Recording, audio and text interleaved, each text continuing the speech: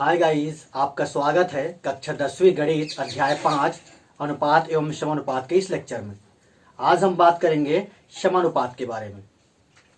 समानुपात proportion. तो अगर हम समानुपात के बारे में बात करें तो ये समानुपात देखो दो शब्दों से मिल करके बना है। एक तो सम और दूसरा है अनुपात। और इससे पहले के लेक्चर में हम अनुपात पढ़े हैं। अनुपात को हम कैसे व्यक्त करते हैं? मान लो दो राशि है ए और बी, तो इसके बीच में अनुपात लिखना है तो दो बिंदु की सहायता से व्यक्त करते हैं। और इसको पढ़ते कैसे हैं?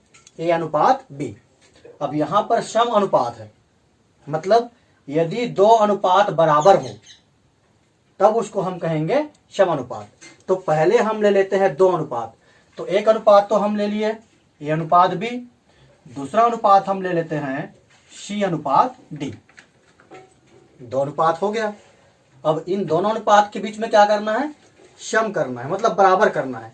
तो यदि ये दोनों अनुपात बराबर हो तो इसको हम कहेंगे समानुपात। लिखते कैसे हैं? तो समानुपात को हम चार बिंदुओं की सहायता से प्रदर्शित करते हैं। देखो, अगर शाब्दिक अर्थ लेंगे कि ये दोनों अनुपात जो हैं सम हैं, यानी कि बराबर है, तो कैसे लिखेंगे? ए अनुपात बी बराबर है सी अनुपात डी। अगर इसको हम समानुपात के रूप में लिखें तो इसको हम लिखेंगे ए अनुपात बी, ये बराबर है की जगह हम लिखेंगे समानुपात, प्रोपोर्शन सी रेशियो डी। तो ये हो गया समानुपात, दो अनुपात बराबर है। अब इसमें देखो चार पद है। ए जो है प्रथम पद है, बी जो है दूसरा पद है यानी कि द्वितीय पद है, सी जो है तृतीय पद है और डी जो है चतुर्थ पद है। मतलब पहला, दूसरा, तीसरा और चौथा। या फिर हम ऐसा भी कह सकते हैं, यदि हमारे पास ए अनुपात बी समानुपात सी अनुपात डी है तो ये बी और सी दोनों जो है बीच में है। ए और डी के बीच में कौन कौन है? बी और सी। तो बी और सी को हम कहेंगे मध्य पद। बी और सी को हम कहते हैं मध्य पद, मीन टर्म। और ये जो ए और डी है, जो लास्ट में है, ए और डी, इसको हम कहते हैं चरम पद। चरम पद। तो क्वेश्चंस को कैसे सॉल्व करेंगे? तो अनुपात का मतलब हम बटे लेते हैं और समानुपात की जगह में हम लेंगे बराबर। अगर इन चारों में से कोई भी तीन का मान दिया है, ये चार पद हैं, चारों पदों में से अगर तीन का मान दिया है तो हम चौथे पद का मान ज्ञात कर सकते हैं। जैसे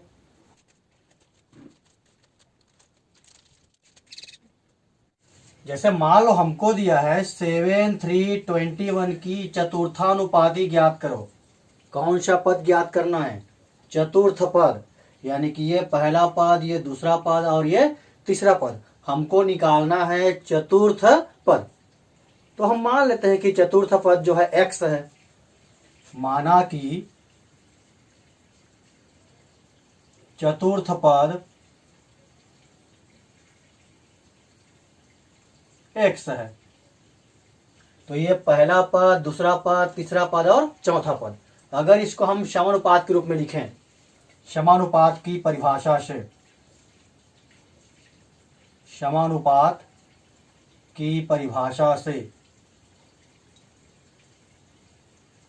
तो इसको हम कैसे लिखेंगे? देखो, पहला पद 7 है, रेशियो, दूसरा पद 3 है, प्रोपोर्शन, तीसरा पद 21 है, फिर रेशियो, फिर चौथा पद है x। यानी कि 7 अनुपात 3 समानुपात 21 अनुपात x। अनुपात का मतलब बटे और समानुपात का मतलब बराबर। मतलब इसको हम क्या लिख सकते हैं? 7/3, ये समानुपात की जगह में बराबर, अनुपात की जगह हम फिर से हम लिख सकते हैं 21/x। और इसको हम किस प्रकार से हल करते हैं, त्रिया गुणा करके। मतलब इसको आगे कैसे हल कर सकते हो, 7 इंटू एक्स इक्वल 21 इंटू 3, यानी कि x इक्वल 21 इंटू 3/7।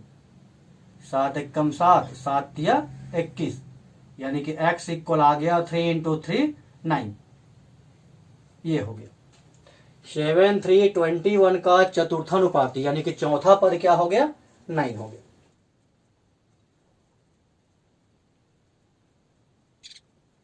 देखिए इस टाइप का प्रश्न भी हो सकता है। यहां पर केवल 2 ही पद दिया है, 3 और 27 का मध्यानुपाती ज्ञात कीजिए। शब्द को ध्यान दो, हमको क्या ज्ञात करना है, मध्यानुपाती, मतलब इन दोनों के बीच का पद हमको ज्ञात करना है। तो मान लेते हैं वो x है, माना कि मध्यानुपाती x है, मतलब x अब कहाँ लेना है, 3 और 27 के मध्य में, मतलब बीच में। 3x और 27, अगर इसको हम समानुपात के रूप में लिखें, समानुपात के रूप में, और समानुपात में कितने पद होते हैं, 4 पद होते हैं, लेकिन यहां पर केवल कितने पद हैं, 3 पद हैं। तब क्या करना है, ये जो बीच के पद इसको 2 बार लेना है। कैसे लेते हैं, देखो 3:x समानुपात x/27। तो अगर हमारे पास केवल 3 पद रहेगा तो मध्य वाले पद को 2 बार लेना, ठीक है। अब इसको सरल कर लो, 3/x इक्वल x/27।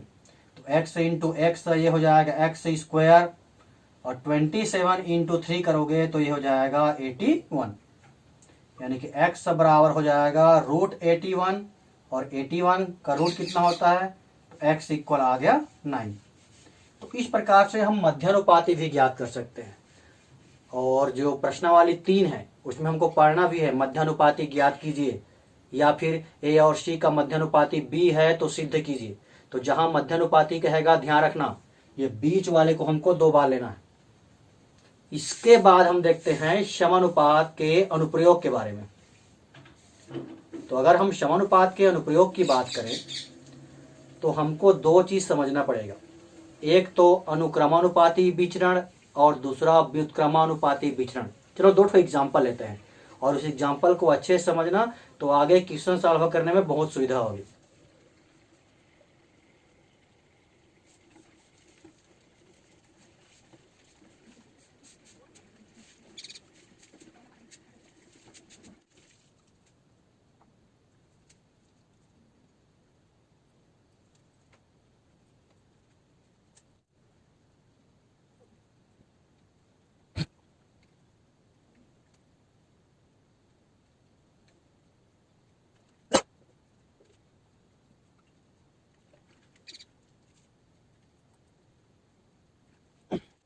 देखो यहां पर 2 प्रश्न हैं और दोनों प्रश्न में क्या अंतर है उसको समझना है।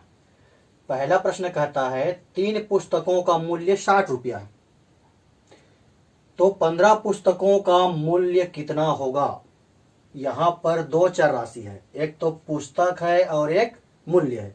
देखो इस प्रकार से लिख सकते हैं, पुस्तक और मूल्य।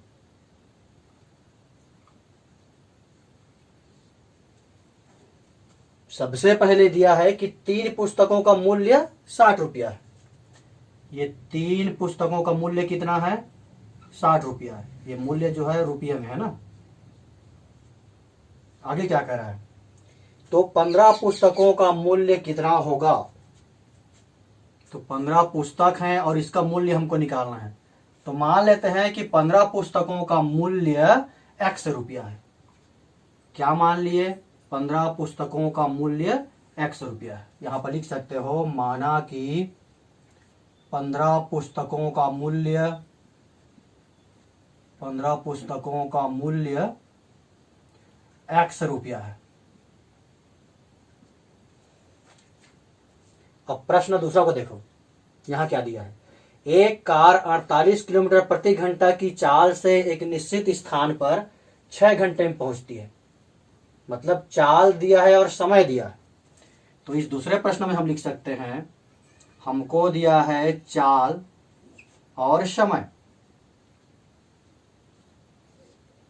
48 किलोमीटर प्रति घंटा, ये 48 किलोमीटर प्रति घंटा। चाल किसमें दिया है? किलोमीटर प्रति घंटा में। कितने समय पहुंचती है? 6 घंटे में। 6 घंटा, ये समय दिया है घंटे में। आगे प्रश्न क्या कहता है? तो उस कार को 4 घंटे में पहुंचने के लिए चाल कितनी होगी? ये जो 4 घंटा दिया वो समय है। 4 घंटा में पहुंचना है तो उसकी चाल होनी चाहिए x किलोमीटर मान लो। 4 घंटे में पहुंचने के लिए कार की चाल को माना कि x किलोमीटर प्रति घंटा होना चाहिए। यहां पे लिख सकते हैं, माना कि कार की चाल x किलोमीटर प्रति घंटा होनी चाहिए। x किलोमीटर प्रति घंटा होनी चाहिए। और ये गणित जो है सिर्फ 10वीं में ही काम नहीं आएगा। आप जब भी कोई कंपटीशन एग्जाम दिलाओगे तो अक्सर इस टाइप के प्रश्न पूछता है। तो इसके बेसिक को अच्छे से समझना, तो आप कहीं पर भी बहुत ही आसानी से इस प्रकार के क्वेश्चन को सॉल्व कर सकते हो। यहां भी 2 चर राशि है, यहां भी 2 चर राशि है। अब दोनों में अंतर क्या है उसको समझना। पुस्तक 3 पुस्तक की कीमत 60 रुपया है, तो 15 पुस्तक की कीमत कितना होगा? अगर पुस्तक की संख्या बढ़ते जाएगी तो कीमत भी बढ़ते जाएगा। 3 पुस्तक की कीमत 60 रुपये है ना, तो 15 पुस्तक की जो कीमत है और बढ़ेगा। मतलब यहां पर क्या हो रहा है? पुस्तक और मूल्य के बीच में हम तुलना करें तो पुस्तक की संख्या बढ़ते जाएगी तो मूल्य भी बढ़ता जाएगा। पुस्तक की संख्या कम होगी तो कुल कीमत भी कम होता जाएगा। यानी कि ये दोनों राशि एक साथ बढ़ रहे हैं, एक साथ घट रहे हैं। तो इस प्रकार की राशि को हम कहते हैं अनुक्रमानुपाती। मतलब यहां पर जो चर राशि है वो अनुक्रमानुपाती विचरण में है। यह अनुक्रमानुपाती विचरण में है, इसी को समझना है। अनुक्रमानुपाती विचरण, अनुक्रमानुपाती मतलब दोनों चर राशि या तो एक साथ बढ़ेंगे या एक साथ घटेंगे। पुस्तकों की संख्या बढ़ते जाएगा तो उसकी जो कीमत है वो भी बढ़ते जाएगी ना। यहां देखो, 48 किलोमीटर प्रति घंटा की चाल से 6 घंटे में पहुंचता है, तो 4 घंटे में पहुंचने के लिए चाल कितना होना चाहिए?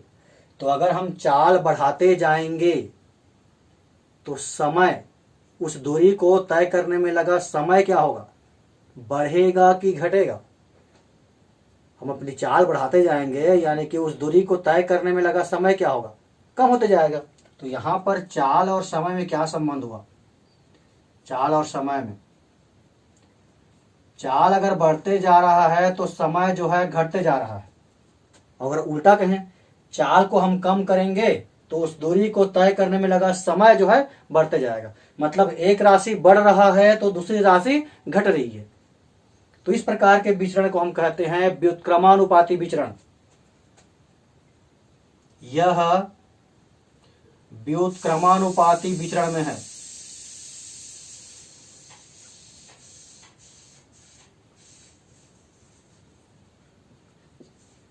तो समानुपात के अनुप्रयोग में आप जितने भी क्वेश्चंस पढ़ोगे वहां सबसे पहले आपको यही समझना पड़ेगा कि जो चर है वो अनुक्रमानुपाती विचरण में है कि व्युत्क्रमानुपाती विचरण में है, तब आगे सॉल्व होगा।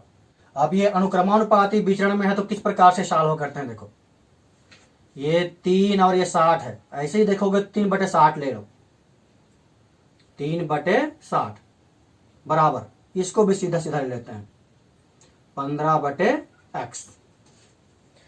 3/60 किए और 15/x कर दिए। अब इसको हल करोगे तो 3 × x = 15 × 60, यानी कि x = 15 × 60/100। 3, 3 एक कम 3, 3 पंचे 15, यानी कि x इक्वल आ गया 5 छक्का 30, 300 रुपये। वैसे भी इसको हम मौखिक सॉल्व कर सकते हैं। 3 पुस्तकों का मूल्य 60 रुपया है तो एक पुस्तक का मूल्य 20 रुपया, एक पुस्तक का मूल्य 20 रुपया है तो 15 पुस्तकों का मूल्य 300 रुपये। अगर हम यहां पर देखें तो दोनों चर राशि व्युत्क्रमानुपाती हैं, यानी कि हम ये कह सकते हैं कि इसमें चर जो है व्युत्क्रमानुपाती विचरण में है। अब इसको हम कैसे सॉल्व करते हैं? इसमें जो चर राशि था वो अनुक्रमानुपाती विचरण में था और इसमें जो चर राशि है वो व्युत्क्रमानुपाती विचरण में है।